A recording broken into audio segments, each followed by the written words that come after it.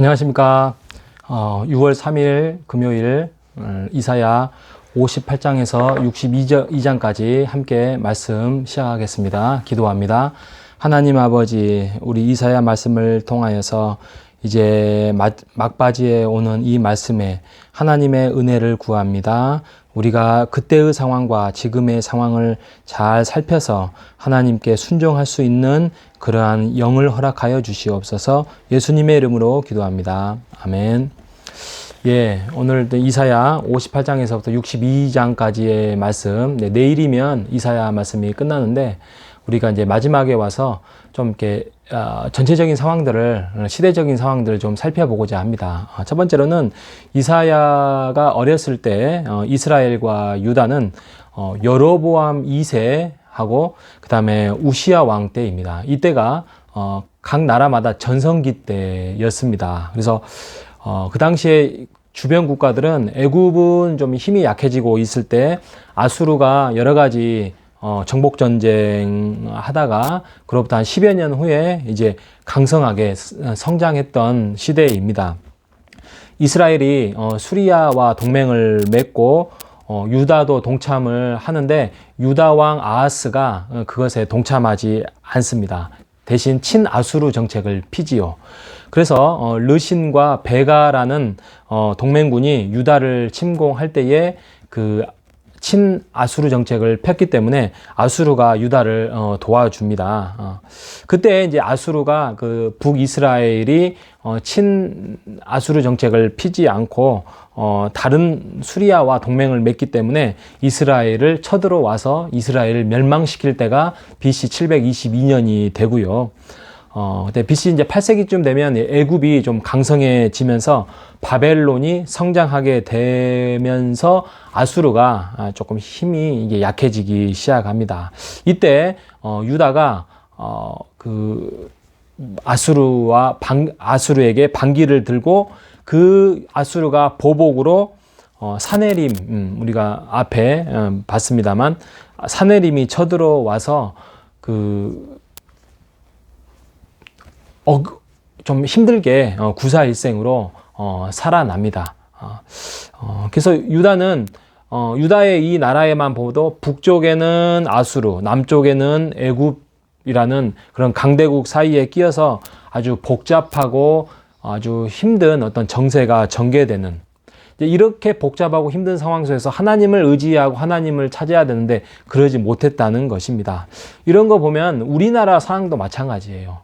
예를 들면 위에는 북한, 그 다음에 러시아, 또 남쪽에는 일본, 또 왼쪽에는 중국, 또 바다 건너서는 미국, 이러한 강대국 나라 속에서 우리나라가 힘없이 굉장히 잘 버틸 때도 있지만 힘들게 무역 전쟁을 하고 있는 그런 걸 보면서 하나님을 찾아가는 우리나라가 되면 좋겠다 이런 생각을 많이 해봤습니다. 그래서 이사야의 주제는 한마디로 말하면 구원은 하나님의 은혜로 하나님의 능력으로 이루어진다. 이게 이사야가 하고 싶은 이야기입니다. 그래서 너희들이 힘들고 어려운 상황은 너희들이 하나님 앞에 불순종하고 우상숭배에서 나타나는 현상이기 때문에 회개를 촉구해라. 너희들의 지금의 이게 힘이 약한 거는 너희들의 국방력이 약해진 게 아니라 하나님과의 교제의 관계가 멀어졌기 때문이다 라고 이야기를 합니다. 그래서 국가의 번영과 국가의 평안과 안녕은 하나님을 향한 거룩과 신뢰관계에 있다. 이게 이사야가 하고 싶은 이 66장의 말씀에서 가장 중요한 핵심적인 이야기입니다. 그래서 58장에 가면 하나님과의 신뢰관계를 회복하라. 이게 이제 참된 신앙을 촉구를 합니다. 그 중에 하나가 이제 금식 문제죠. 그래서 앞부분에 보면은 외식적인 금식, 쓸데없는 의미 없는 금식, 뒷부분은 하나님이 기뻐하는 금식에 대해서 이야기를 하고 있고 또 하나님을 향한 진정한 관계의 회복과 유지는 안식일 이야기를 하고 있습니다. 그래서 하나님을 위해서 힘쓰는 시간, 이게 이제 안식일 규정이 이야기를 하고 있습니다. 59장에 가면 그럼에도 불구하고 너희들이 반복된 죄악과 그런 것들이 이루어지고 있지만 하나님이 너희들을 구원하시겠다. 그렇게 중보기도를 기도를 통해서 그 59장은 이야기를 하고 있고요. 60장의 1절에 보면 거의 주제와 거의 흡사한 1절의 말씀을 합니다. 일어나라 빛을 발하라. 이는 내 빛이 이르렀고 여호와의 영광이 내 위에 임하였다라고 이야기를 합니다. 그러니까 일어나라 빛을 발하라가 뭐죠? 하나님께 나아오라 그 말이죠. 하나님을 찾으라. 하나님과 관계의 신뢰의 회복을 해라. 그러면 너희들이 하나님의 영광이 너희에게 임하겠다라는 60장의 핵심적인 성구가 이야기를 하고 있는 것처럼 지속적으로 하나님이 이 60장은 하나님의 백성들에게 설득과 또 하나님을 따를 때의 풍요로움과 회복과 위로와 격려와 약속을 반복적으로 이야기를 하고 있습니다. 그리고 61장에 보면 왕의 사역을 통해서 백성들이 받을 축복에 대해서 이야기를 하고 있습니다. 그래서 진정한 너희의 인생의 즐거움이 어디에 있냐? 바로 하나님의 그 사역에 동참하고 하나님과 그 관계에 함께할 때에 너희들이 올바르게 설 수 있다. 이 마지막 62장에 가면 너희들이 회복할 수 있는 것은 너희들이 하나님 앞에서 깨어 있을 때에 그 깨어 있음도 마찬가지예요. 하나님과의 관계 안에서 서 있을 때에 하나님의 구원이 이루어지고 너희들의 지위가 변경이 될 것이다. 그래서 그 헵시와 뷸라라는 단어가 납니다. 헵시바라는 뜻은 예루살렘은 하나님의 기쁨의 대상이 된다. 그러니까 하나님의 기쁨. 그러니까 너희들이 아무리 힘들고 또 잘못된 길을 걷는다 할지라도 너희들은 하나님의 자녀고 백성이기 때문에 너희들은 하나님의 은혜 가운데 구원을 받을 것인데 그것을 고통스럽고 힘들게 가지 않으려면 하나님 안에 기쁨 안에 있어야 된다. 이게 뷸라고요. 헵시바고요. 뷸라는 버림받는 자가 다시 회복되어 돌아온다는 거죠. 그러니까 그 한 여인이 집을 나갔어요. 집을 나갔는데 하나님의 용서함을 받고 다시 들어와서 회복된다는 그런 이스라엘 유다의 어떤 신분적인 상징을 결혼의 의미로 뷸라라고 이야기를 하고 있습니다. 그래서 12절에 보면 너희들은 누구다? 62장 12절에 보면 너희들은 거룩한 백성이다. 너희는 하나님께 구속받은 자다. 하나님이 찾는 자다. 버림받지 않는 성읍이다.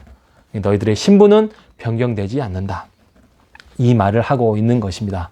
우리에게 유효가 되지 않습니까? 우리가 아무리 죄를 짓고 아무리 하나님 앞에 불순종할지라도 우리가 그 고통은 받을지언정 하나님의 자녀로서의 살지 못한 고통은 받을지언정 우리의 신분과 우리의 역할과 우리의 자리는 변경되지 않는다라는 하나님의 위로의 말씀을 하나님이 해주고 있는 것입니다.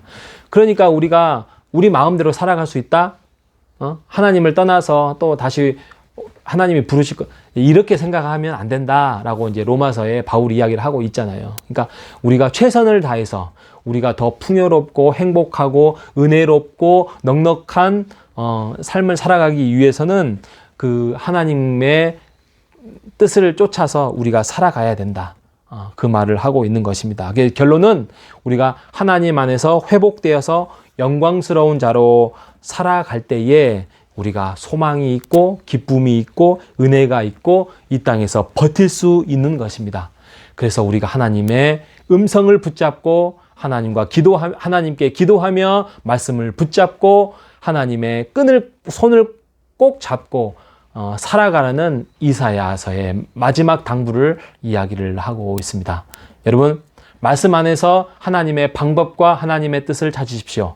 기도하면서 하나님과 교제의 끈을 놓지 마시기 바랍니다. 그러게 될 때에 지금의 순간이 힘들지라도 먼 훗날 우리는 더욱더 풍요로운 삶, 또 지혜의 삶, 또 우리의 자녀가 우리의 그런 하나님과 그 언약 속에서 극복해 나가는 그 모습을 보고 우리의 자녀들도 똑같이 여러분의 하나님을 믿고 의지하며 살아갈 것입니다.